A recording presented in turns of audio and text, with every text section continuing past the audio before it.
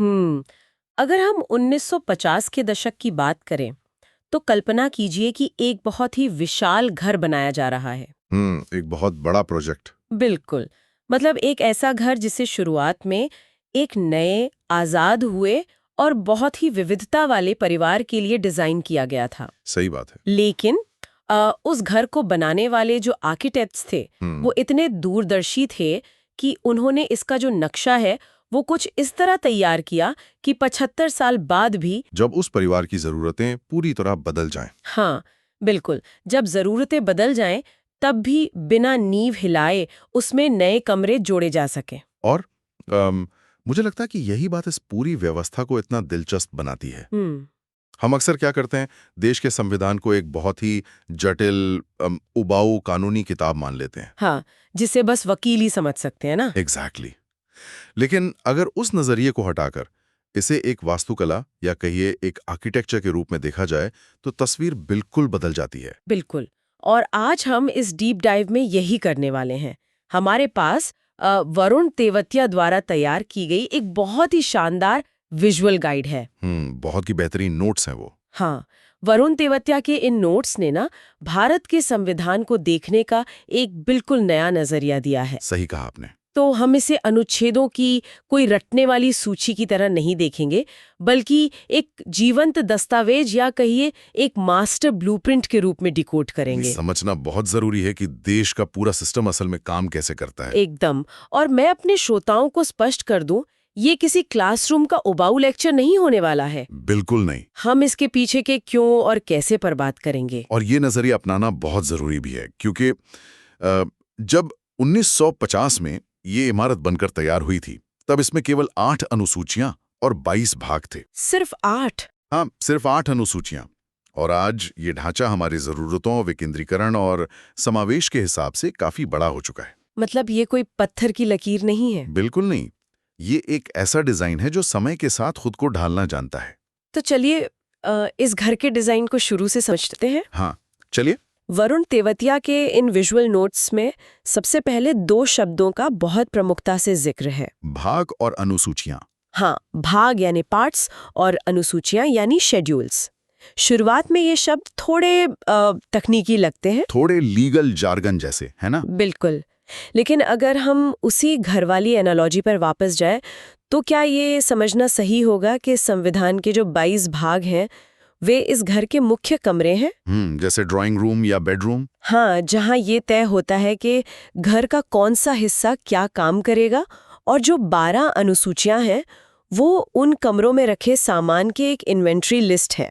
अरे वाह, ये सोचने का एक बहुत ही बेहतरीन तरीका है। मैं कहूंगा कि भाग वास्तव में संविधान के मुख्य सिद्धांत और अध्याय हैं। अच्छा। वे ये स्थापित करते हैं कि सरकार कैसे बनेगी, नागरिक कौन होंगे या न्यायपालिका कैसे काम करेगी। अब जरा सोचिए, अगर हम मुख्य ढांचे या भाग के अंदर ही हर छोटी बड़ी चीज की लिस्ट बनाने लगें तो क्या होगा? वो तो बहुत कंफ्यूजिंग हो जाएगा। बिल्कुल।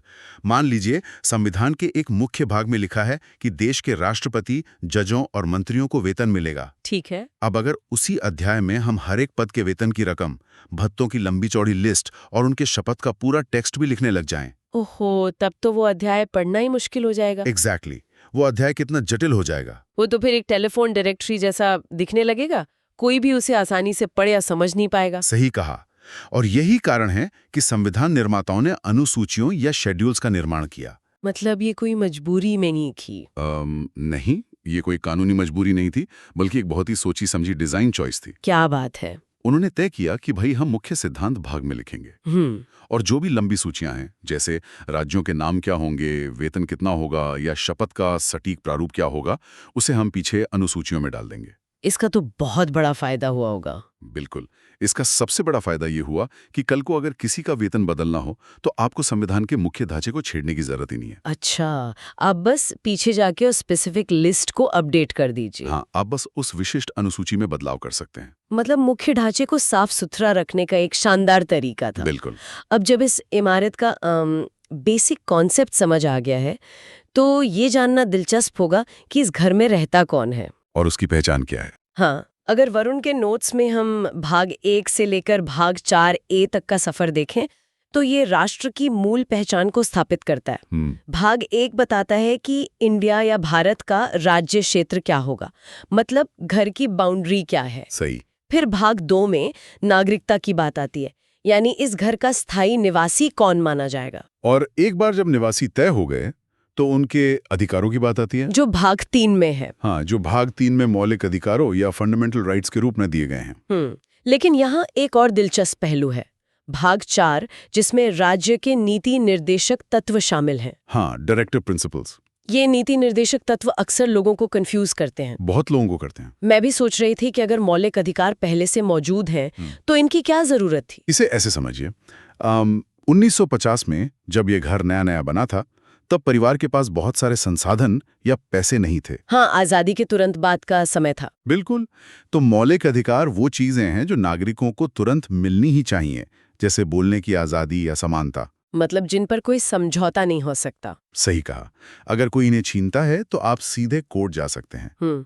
लेकिन नीति निर्देशक तत्व वो लक्ष्य हैं जो घर के निर्माताओं ने भविष्य के लिए तय किए थे। अच्छा, फ्यूचर गोल्स की तरह। हाँ, जैसे कि सबको समान काम के लिए समान वेतन मिलना चाहिए या सबके लिए रोजगार की व्यवस्था होनी चाहिए। लेकिन उस वक्त सरकार के पास इतने पैसे नहीं थे। एग्जैक्टली 1950 में सरकार के पास इतनी क्षमता नहीं थी कि वो इन सबको तुरंत कानूनी रूप से लागू कर सकें। इसलिए इन्हें एक लक्ष्य के रूप में भाग 4 में रखा गया कि जैसे जैसे देश अमीर और सक्षम होगा, सरकार इन दिशा निर्देशों पर काम करेगी। ये तो बहुत ही व्यावहारिक सोच थी, है ना? मतलब जो आज दे सकते हैं वो अधिकार हैं और जो कल देना चाहते हैं वो नीति निर्देशक तत्व हैं। बहुत ही आसान शब्दों में आपने इसे समेट दिया। लेकिन इन सब में एक चीज जो मुझे नोट्स में सबसे ज्यादा चौंकाने वाली लगी वो है मौलिक कर्तव्य या भाग 4A, फंडामेंटल ड्यूटीज। हाँ, ये तो मूल संविधान का हिस्सा था ही नहीं, इसे बाद में जोड़ा गया। ऐसा क्यों? क्या शुरुआत में लोगों ने सिर्फ अपने अधिकारों के बारे में ही सोचा? ये एक बहुत ही प्रासंगिक अवलोकन है। देखिए, शुरुआती दशकों में एक युवा लोकतंत्र के रूप में पूरा ध्यान नागरिकों को अधिकार देने पर था और उन्हें राज्य की मनमानी से बचाने पर। बिल्कुल। लेकिन समय के साथ ये महसूस हुआ कि कोई भी घर सिर्फ अधिकारों की मांग से नहीं चल सकता। ये तो घर घर की कहानी है। हाँ, घर को साफ रखना, उसकी संपत्ति की रक्षा करना, ये निवासियों की जिम्मेदारी भी होनी चाहिए। सही बात है। इसलिए बाद में भाग 4A के तहत मौलिक कर्तव्यों को जोड़ा गया ताकि एक संतुलन बन सके। और ये संतुलन सिर्फ आम नागरिकों के लिए नहीं है, बल्कि उन लोगों के लिए भी है जो सत्ता में बैठे हैं। बिल्कुल सही। वरुण की गाइड में अनुसूची 2 और 3 का जिक्र है। हाँ, हम हमेशा अपने अधिकारों पर बात करते हैं, लेकिन अनुसूची 2 में राष्ट्रपति और राज्यपालों के वेतन तय हैं। और अनुसूची 3 में उनकी शपथ का ब्यौरा है। हाँ, ये देखना दिलचस्प है कि जो लोग इस घर को चला रहे हैं उनके लिए भी सीमाएं तय की गई हैं। और ये तो लोकतंत्र की सबसे बड़ी खूबी है। शपथ केवल एक औपचारिकता नहीं है, ये एक कानूनी और नैतिक बंधन है जो सुनिश्चित करता है कि सबसे शक्तिशाली व्यक्ति भी संविधान के अधीन है, कोई भी सिस्टम से ऊपर नहीं है। बिल्कुल नहीं। अनुसूची 4B इसी संतुलन का हिस्सा है जो तय करती है कि राज्यसभा में किस राज्य को कितनी सीटें मिलेंगी। इस पर वरुण के नोट्स में कमाल का ऐतिहासिक फैक्ट है। क्या? 26 जनवरी 1950 को जब हमारा गणतंत्र लागू हुआ, तब राज्यसभा में कुल 216 सदस्य थे। अच्छा। और जिनमें से 12 राष्ट्रपति द्वारा नामित थे। ये छोटे छोटे आंकड़े उस दौर की एक जीती जागती तस्वीर पेश करते हैं। सच में ये विजुअल नोट्स बहुत गहराई में जाते हैं। खैर, अब जब ये तय हो गया कि घर में कौन रहेगा और अधिकार क्या होंगे, तो सबसे बड़ा सवाल आता है मैनेजमेंट का, कि घर चलेगा कैसे। हाँ, ये इतना बड़ा देश चलेगा कैसे? केंद्र और राज्य के बीच काम का बंटवारा कैसे होगा? इस मैनेजमेंट के लिए संविधान का भाग 5 संघ सरकार यानी केंद्र के लिए है और भाग 6 राज्य सरकारों के तंत्र को परिभाषित करता है। तो दोनों के लिए अलग अलग अध्याय हैं। बिल्कुल। दोनों में कार्यपालिका, विधायिका और न्यायपालिका का बहुत स्पष्ट विभाजन है। और इसी व्यवस्था पर नजर रखने के लिए एक स्वतंत्र ऑडिटर की व्यवस्था की गई है, जिसे हम कैग या नियंत्रक एवं महालेखा परीक्षक कहते हैं, जिसका जिक्र अनुच्छेद 148 से 151 के बीच है। सही कहा। लेकिन असली खेल तो शक्तियों के बंटवारे का है ना? बिल्कुल। और वरुण तेवतिया की गाइड के अनुसार इसका सबसे महत्वपूर्ण टूल है 7वीं अनुसूची, जो कि बहुत ही क्रिटिकल है। हाँ, इसमें 3 सूचियां दी गई हैं।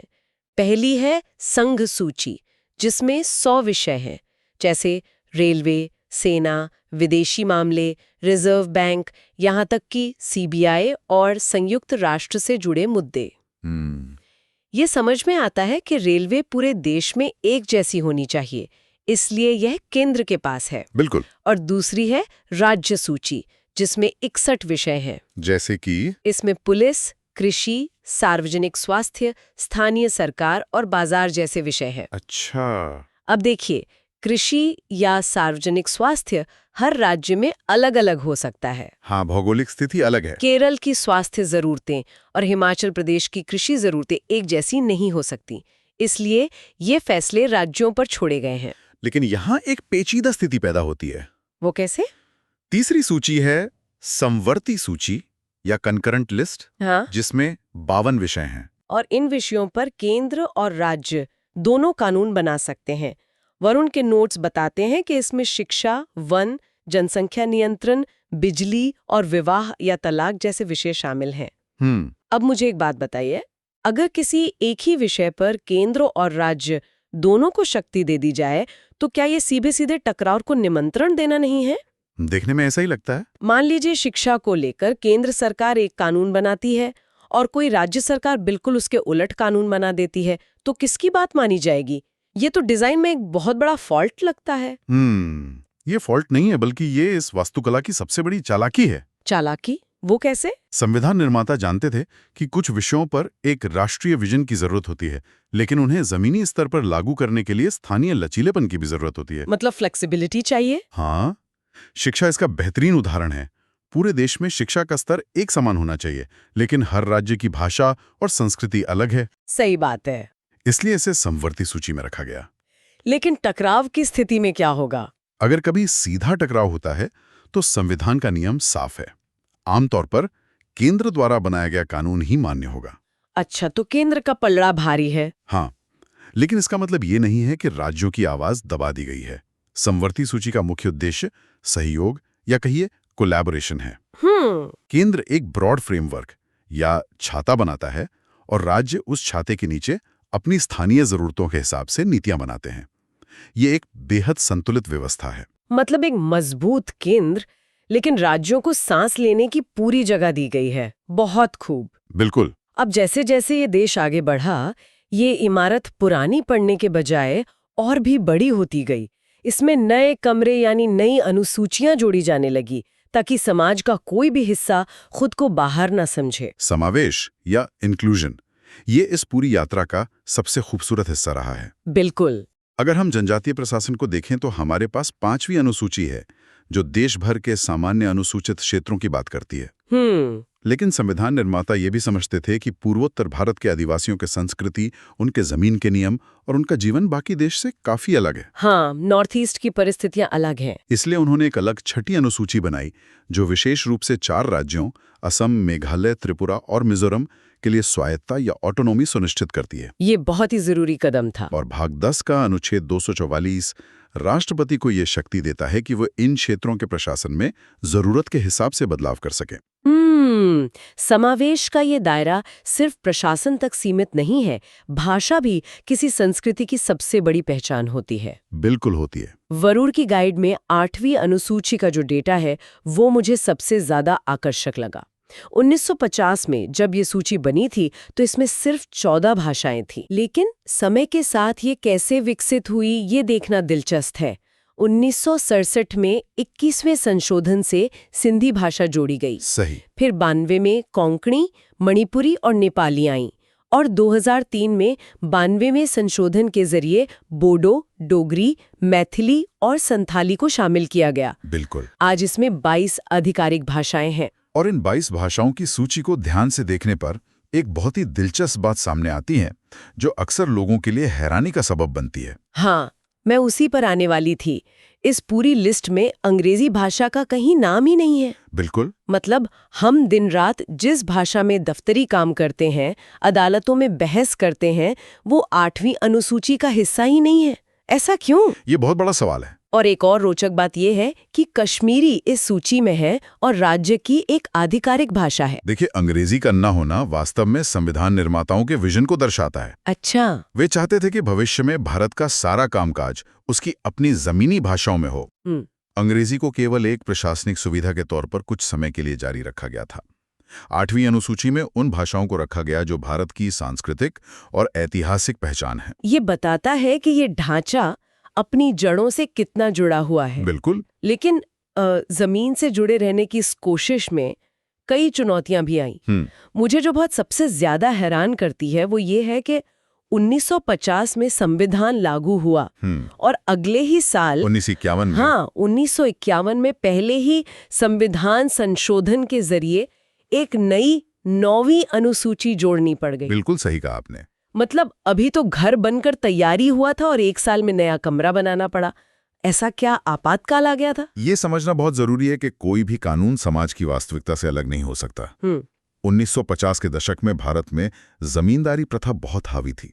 कुछ लोगों के पास हजारों एकड़ जमीन थी और लाखों किसान भूमिहीन थे। हाँ, असमानता बहुत ज्यादा थी। जब सरकार ने जमीन लेकर उसे गरीबों में बांटने की कोशिश की तो जमींदार अदालत चले गए। अच्छा। उन्होंने कहा कि समानता और संपत्ति का अधिकार हमारा मौलिक अधिकार है। अदालतों ने सरकार के जमीन बांटने वाले कानूनों पर रोक लगा दी। अरे बाप रे। तो फिर सरकार ने क्या किया? सरकार ने एक सेफ रूम या सुरक्षित कमरा बनाया जिसे 9वीं अनुसूची कहा गया। ओके।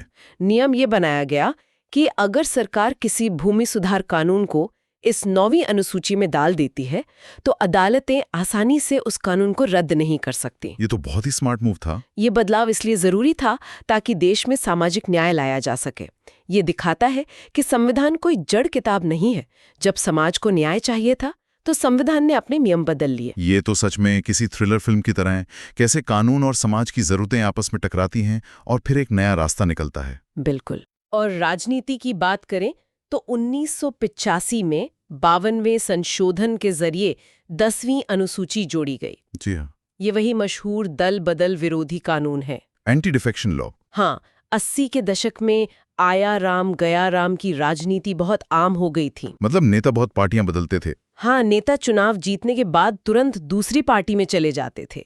इस अनुसूची ने नियम बनाया कि अगर कोई ऐसा करता है तो उसकी विधायकी या प्रधानी जा सकती है। लेकिन वरुण के नोट्स में इसका एक मजेदार एक्सेप्शन भी लिखा है। हाँ, वो भी है। अगर किसी पार्टी के 1/3 या उससे ज्यादा सदस्य एक साथ टूटकर दूसरी पार्टी में जाते हैं तो उन पर यह दल बदल कानून लागू नहीं होता। हाँ, इसे तकनीकी रूप से पार्टी का विभाजन या विलय माना जाता है। मतलब अगर एक नेता पार्टी छोड़े तो वो दल बदल है और उसकी कुर्सी जाएगी, लेकिन अगर बहुत सारे नेता एक साथ पार्टी छोड़े तो वो विभाजन है और सब सुरक्षित रहेंगे। ये तो काफी दिलचस्प कानूनी दांव-पेंच है। बिल्कुल। लेकिन अगर हम 1992 की तरफ बढ़ें तो इस घर में सबसे बड़ा और सबसे खूबसूरत विस्तार हुआ। आप 73वें और 74वें संशोधन की बात कर रही हैं? जी हाँ, 11वीं और 12वीं अनुसूची। 11वीं अनुसूची पंचायत व्यवस्था को लेकर आई, जिसमें स्वास्थ्य और स्वच्छता जैसे 29 स्थानीय विषय शामिल किए गए। और 12वीं अनुसूची ने नगर पालिकाओं को 18 विषयों के साथ संवैधानिक दर्जा दिया। ये शायद हमारे संविधान के इतिहास का सबसे बड़ा स्ट्रक्चरल अपग्रेड था। मैं भी यही सोच रही थी। भाग 9, 9A और 9B के जरिए लोकतंत्र को दिल्ली और राज्यों की राजधानियों के एसी कमरों से निकालकर सीधे गांवों की चौपालों तक पहुंचा दिया गया। इसे असली विकेंद्रीकरण कहते हैं। बिल्कुल। पहले हमारे पास केवल 2 स्तर की सरकार थी, केंद्र और राज्य। इन अनुसूचियों ने सत्ता का तीसरा स्तर जमीनी स्तर पर खड़ा कर दिया। अब इतनी विशाल इमारत, इतने सारे अलग अलग कमरे, केंद्र और राज्यों के बीच अधिकारों की रस्साकशी और लगातार होते संशोधन, कोई भी आम इंसान सोचेगा कि इतने मतभेदों और विविधताओं के बीच ये पूरी व्यवस्था टूटकर बिखर क्यों नहीं जाती? ये सवाल बहुत लाजमी है। वो कौन सा गोंद है जो इस पूरी इमारत को एक साथ मजबूती से बांध कर रखता है? इस इमारत को बिखरने से बचाने के लिए संघीय गतिशीलता या फेडरल डायनामिक्स के पुल बनाए गए हैं। अच्छा। अगर आप वरुण की गाइड में भाग 11 से लेकर भाग 13 तक देखें तो ये वो पुल हैं जो संघ और राज्यों के बीच संबंध, व्यापार और वित्तीय लेन देन को नियंत्रित करते हैं। उदाहरण के लिए अनुच्छेद 302 संसद को यह अधिकार देता है कि वो जनहित में राज्यों के बीच व्यापार पर कुछ प्रतिबंध लगा सके ताकि पूरे देश की अर्थव्यवस्था संतुलित रहे। और सिर्फ व्यापार ही नहीं, एक लोकतांत्रिक प्रणाली को सुचारू रूप से चलाने के लिए कुछ और मजबूत पिलर्स काम करते हैं। बिल्कुल। भाग 15 निर्वाचन या चुनावों की गारंटी देता है, जो इस लोकतंत्र की असली धड़कन है। भाग 17 राजभाषा के नियम तय करता है और भाग 14 तथा 14A संघ और राज्यों के अधीन सेवाओं और ट्रिब्यूनल्स की बात करते हैं ताकि प्रशासन सही ढंग से चले। लेकिन हर अच्छी तरह से डिजाइन की गई इमारत में एक फायर अलार्म या सुरक्षा तंत्र भी होना चाहिए, इमरजेंसी के लिए। हाँ, क्या होगा अगर कभी देश पर कोई बहुत बड़ा संकट आ जाए, युद्ध हो जाए या वित्तीय स्थिति बिगड़ जाए? इसके लिए भाग 18 में आपातकालीन प्रावधान है जो अनुच्छेद 352 से 360 के बीच फैले हुए हैं। सही। ये सुनिश्चित करता है कि संकट के समय सारी शक्तियां केंद्र के पास आ जाए ताकि फैसले जल्दी लिए जा सकें और ये ढांचा खुद को बचा सके। बिल्कुल। और अंत में इस पूरी यात्रा का सबसे प्रतीकात्मक हिस्सा है भाग 22 और उसका अनुच्छेद 395। हाँ, ये अनुच्छेद मुझे व्यक्तिगत रूप से बहुत पसंद है। क्यों? इस एक अनुच्छेद ने 1947 के भारतीय स्वतंत्रता अधिनियम और पुराने सभी ब्रिटिश कानूनों को पूरी तरह से निरस्त कर दिया। मतलब इसने उस पुराने विदेशी ढांचे को पूरी तरह से गिरा दिया और स्वतंत्र भारत की अपनी संप्रभुता स्थापित कर दी। ये बहुत ही पावरफुल स्टेटमेंट था। लेकिन इन सब चीजों के बावजूद अगर मुझसे पूछा जाए कि इस पूरे संविधान का सबसे महत्वपूर्ण टूल बॉक्स कौन सा है, कौन सा है? तो वो है भाग 20 का अनुच्छेद 368, अमेंडमेंट वाला। हाँ, ये अनुच्छेद संविधान में संशोधन करने की शक्ति देता है। यही वो मैकेनिज्म है जो इसे एक स्थिर कानून से निकालकर एक जीवंत वास्तुकला में बदलता है। अगर ये संशोधन का दरवाजा नहीं होता तो हमारी ये इमारत समय के थपेड़े सह नहीं पाती और शायद दशकों पहले ही टूट चुकी होती। तो वरुण तेवतिया की इस पूरी विजुअल गाइड को गहराई से समझने के बाद ये स्पष्ट है कि हमारा संविधान महज अनुच्छेदों का एक रैंडम कलेक्शन या कोई सूखी हुई कानूनी किताब नहीं है। बिल्कुल नहीं। ये एक बेहद सोच समझकर बनाया गया मास्टर प्लान है। ये एक साथ कठोर भी है क्योंकि इसमें शक्तियों का बहुत स्पष्ट विभाजन है और लचीला भी है क्योंकि ये संशोधनों और नई अनुसूचियों के जरिए नई पीढ़ियों का स्वागत करता है। ये एक ऐसा ढांचा है जो समय के साथ संवाद करता है, अपनी गलतियों से सीखता है और खुद को बेहतर बनाता है। और इसी बात पर आज की हमारी ये चर्चा खत्म करने से पहले मैं श्रोताओं के लिए एक विचार छोड़कर जाना चाहूंगी। बिल्कुल। संविधान निर्माताओं ने 1950 में केवल 8 अनुसूचियां बनाई थीं। समय के साथ अपनी बदलती जरूरतों को देखते हुए हमने उन्हें 12 तक पहुंचा दिया है। अब जरा सोचिए आज के इस डिजिटल युग के बारे में, जहां artificial intelligence, data privacy, cyber सुरक्षा और इंटरनेट हमारे जीवन का सबसे बड़ा हिस्सा बन चुके हैं, जो कि बहुत ही तेजी से बदल रहा है। हाँ, तो क्या आपको लगता है कि भविष्य में हमें इन नई चुनौतियों से निपटने के लिए किसी 13वीं अनुसूची या बिल्कुल नए भाग की आवश्यकता होगी? ये एक बहुत ही दिलचस्प सवाल है। और अगर हाँ, तो उस नए कमरे में, उस नई अनुसूची में क्या-क्या नियम होने चाहिए? इस सवाल पर जरूर सोचेगा। आज की इस गहन चर्चा में हमारे साथ जुड़ने के लिए शुक्रिया। मिलते हैं अगले सफर पर।